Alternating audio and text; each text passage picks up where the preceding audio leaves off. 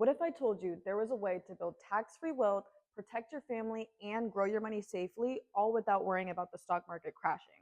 Most people think only the ultra rich have access to strategies like this, but that's just not true. My name's Samaya Koksum, the founder of the Legacy Circle. At the Legacy Circle, we help our clients not just get protected with life insurance, but also how to use these same strategies to grow and protect their wealth as well. And if you want to learn how you can do the same, keep watching.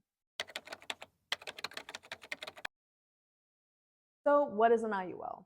An IUL is a type of permanent life insurance that provides a death benefit for your family whenever you pass away, but also provides a savings account that will build interest and cash value that later you can access tax-free.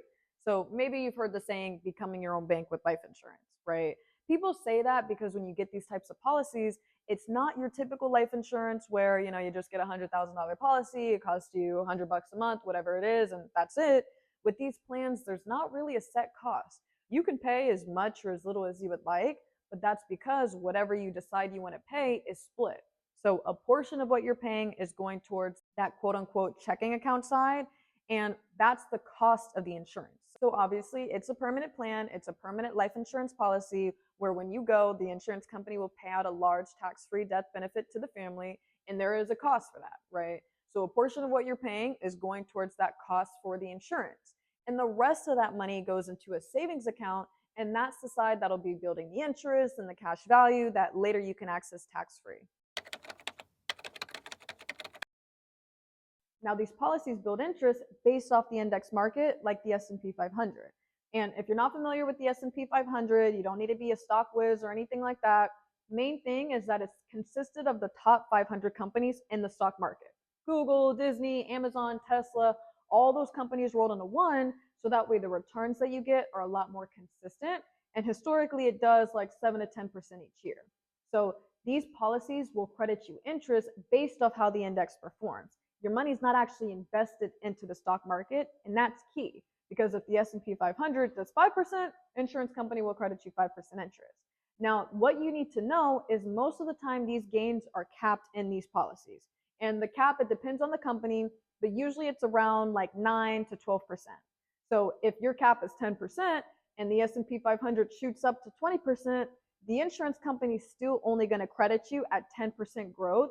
But that's because on the flip side, let's say we have another 2008 situation, another 2020, and the market crashes, and now the S&P is at negative 20%. Well, then the insurance company is also going to give you a 0% floor in your policy, meaning even if the market's down, you can never lose money. Your money is protected. So if the market's down, your money is not going to make any money that year, but your account stays at that same amount until the market goes back up the following year. And I'm very transparent with my clients. I'm never going to tell you that the IUL should be your end-all be-all investment, because obviously you want assets and investments like 401ks, IRAs, stocks, where if the market shoots up, those gains aren't capped. But also we know, I'm sure a lot of you have seen in your 401k, when the market's down, there's also no protection. Your money's at risk.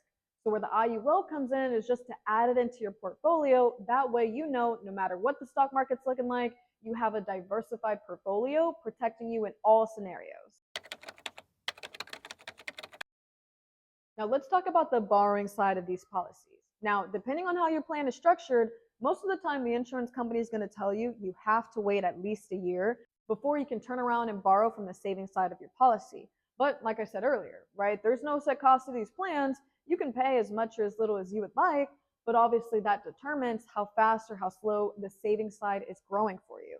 So if you haven't been funding your policy super aggressively, there's not going to be too much to borrow from after that first year. You're going to want to give it more time to actually compound and grow the interest for you, because this definitely isn't a get rich quick scheme.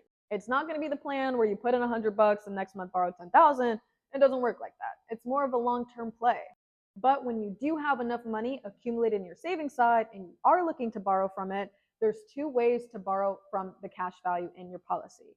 And the first way is just a typical withdrawal. This is like you taking money out of your savings account. It's just a tax-free, interest-free withdrawal. If you had 100K in there and you wanted to take out 20K, now you have 80K, right? Now, the second way to borrow from your policy is in the form of a loan. And this is when we start talking about the infinite banking concept. Now, with this concept, let's say you had $100,000 that's been growing on your savings side, and you wanted to take out a loan for $20,000 for a down payment on a real estate investment property. Now, when we take out a loan, we know somebody's charging some sort of interest, and the interest rate will be around like 3 to 5% interest. So you go to the insurance company and you say, hey, I want to take out a loan for $20,000 out of my policy. Now, the key here is when they loan you that money, the insurance company is loaning you their money.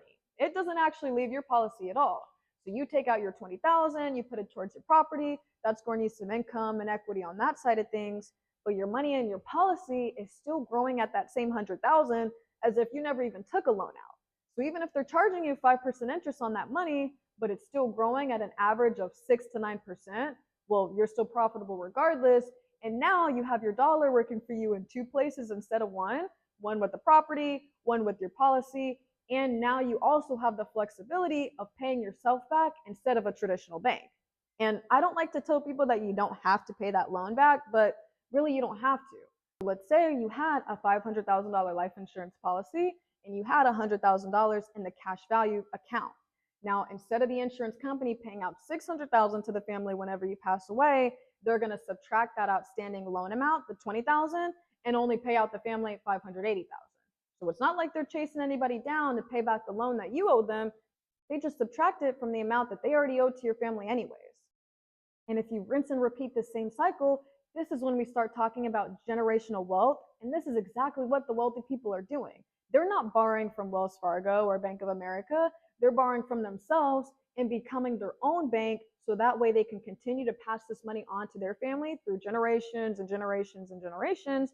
Because I don't know if you guys have realized this yet, but we're all going to die someday. It's inevitable. So why not prepare for the inevitable and have something in place that will pay out your family hundreds of thousands, maybe even millions of dollars when you go, so that way they can set themselves up the right way and rinse and repeat the cycle for the next generation. I know I threw a lot at you there. I'm going to pause here and go through an actual IUL illustration. That way you guys can see how these things could grow for you based off your situation.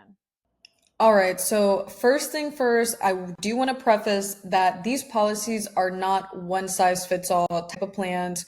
This insurance company that we're looking at is just one of many that I work with. However, just to kind of give you guys a visual picture on how these things could grow for you, but keep in mind it's completely dependent on what you can medically qualify for, your age, obviously how you're funding it. A lot of different factors will play into how your actual policy would look, but just to give you guys an idea. So this is John Smith, obviously not a real client, but John Smith is 35 years old. He's pretty healthy for the, standard rating. His initial face amount is $550,000. So pretty much saying, God forbid, but John makes one premium payment of $1,000, passes away the very next day. The insurance company will still pay out that face amount of $550,000 is immediate coverage. Okay. Now, the riders, these plans do have living benefits. So basically saying if John came down with some type of heart attack or cancer or stroke, he gets diagnosed with a terminal illness, some crazy accident happens at work, he can't perform his daily living activities. Built into these plans, you do have riders saying that if he did have any of those conditions, then he can access up to 80% of this $550,000. And that won't affect the savings side at all. That's just built into it being a life insurance policy. Okay, so that's just kind of like the life insurance side of the plan. Now, looking at the savings value, this page I'm not going to touch on. I'm going to run through it really quick because this guaranteed values page shows a rate of 2%. So most insurance companies' illustrations will include a guaranteed illustrated values rate, which basically means this is like your worst case scenario. Most insurance companies illustrate at 0%. This company illustrates at 2%. So basically saying the market significantly underperforms, only does 2% every single year. This is how your money is growing for you. Obviously, it's not super accurate. We know the market does more than just 2% every single year. So what we're really focusing on is these next few pages where we have two columns. So obviously, a lot of y'all probably saw that initial premium, $1,000 a month. Oh my gosh, it's crazy. Realistically, John has plans for this policy. John is more aggressively funding his plan because maybe he's trying to use it for retirement income. Maybe he's trying to use it for investments. Whatever the case is, John is more aggressively funding his plan because he's looking for it to be used for the savings side. He's looking for it to be used for the cash value side. So obviously you don't have to fund your plan as much as John. Do whatever is comfortable for you, and obviously just keep in mind whatever you're putting into it will determine how this thing could potentially grow for you. So looking at these columns here, every single column has a title. You've got your policy years, you've got your age at each policy year, you've got how much you've been funding into it. Now, the difference between the alternative current illustrated values and the current illustrated values is this number here, the weighted average interest rate. So the alternative current illustrated values, we're not going to focus on this one too much because it only shows a rate of interest of 3% every single year, which once again, this is only 1% higher than what we were just looking at. This isn't super accurate on how these things could grow. What we're really looking at is this current illustrated values. Let me zoom in. The current illustrated values, because even though it's only showing a 6.45%, it's still conservative. At least it's a little bit closer to how this thing could grow, because historically we know these things usually do like 7 to 10%. 6.45% is on the more conservative side because we obviously can't guarantee that the stock market's going to do what historically it has done. So they rather underpromise and overdeliver, right? So when we look at this column, the accumulated value, that's the cash value that you've got growing for you in your policy at that point. Now the surrender value, this is showing if you decide to cancel your policy too soon, if you want to borrow from your policy, this is the actual amount that you'd be looking to borrow from, or if you wanted to surrender the value of your policy by canceling it, this is how much the insurance company will give you back. So you'll see it's not really until like year 9, year 10 where that equals out, because obviously this is more of a long-term play, right? The insurance company expects you to keep your money with them for more than just a year or two. So if you cancel it too soon, if you try to immediately take out of it, they're not going to give you access to this full value yet. It does take a little bit of time to get to that point. Okay. Hope that makes sense. Now, when we look at the death benefit, this is increasing because let me zoom out again. We saw that the death benefit started at 550,000, right? But you see each year in the death benefit, it increases. And that's because let's say 10 years into this thing, but God forbid, John passes away. He hasn't even had a chance to take a loan out yet. He hasn't even had a chance to borrow from his policy. Well, then the insurance company is going to pay out this 550,000, but also the 131,000 in his accumulated cash value as well. It's not like they keep that. The insurance company will pay out whatever savings he had, as long as he hasn't had any outstanding loans. That all goes to the family. Now, let me also add that not all plans are structured in this way. Not all plans are structured with an increasing death benefit, making the cash value increase, or excuse me, making the death benefit increase as the cash value grows, which in some plans, if they're structured the wrong way, the insurance company could keep the savings if you pass away too soon without borrowing from it. So make sure if you are working with a particular agent that they're structuring your plan for what you're looking for it to do. All right. Now, obviously, we see this thing continue to compound and grow. Let me show you guys what it would look like once John is looking at retirement years. Okay. All right, so let's say that John has retired at age 65, 66, and on. He no longer funds the policy. He's done paying for it, but we see the illustrated values, the cash value is still continuing to compound and grow because he's still, even if he's borrowing from this plan for retirement income, even if he's using this money for investments, the plan is still growing at the same interest rate as if he never even borrowed from the policy. So this comes back to the infinite banking concept, because if you rinse and repeat this same process, this is when we're talking about generational wealth, right? Let's say God gives John a beautiful 80 years of life. We're looking at 46 years. We're looking at 46 years into the policy. John passes away at age 80 years old. Now, John was smart. Whenever John would take a loan from the cash value in his policy, he would go and take that loan and put it into other income producing assets. That way, those assets were continuously bringing him cash flow, and he was able to continuously pay off the loan to the insurance company. So he didn't have any outstanding loans with the company because he always paid back whatever money he took out because he wanted his death benefit to his kids and his family to be as high as it possibly could be.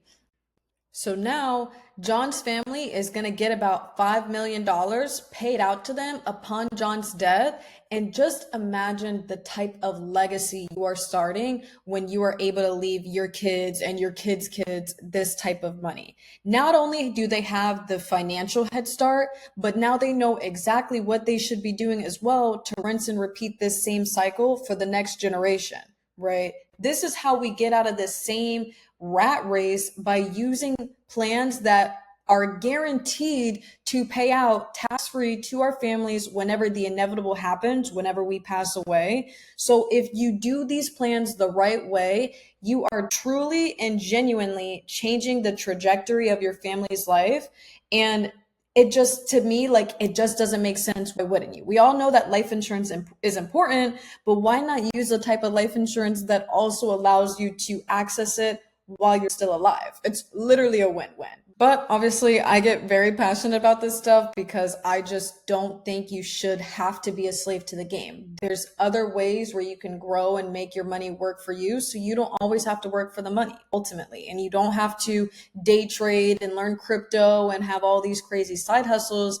If you just put your money to work and let compound interest do its thing, it will set you up way better than you trying to spend all your money and learn all these different things, which granted, sometimes those things can go great. And I'm not saying you shouldn't do those things, but if you are more somebody who likes to play the safer route and maybe you're just okay with not having this get rich quick scheme overnight, then great. Let your money work for you. Let it compound, let it grow.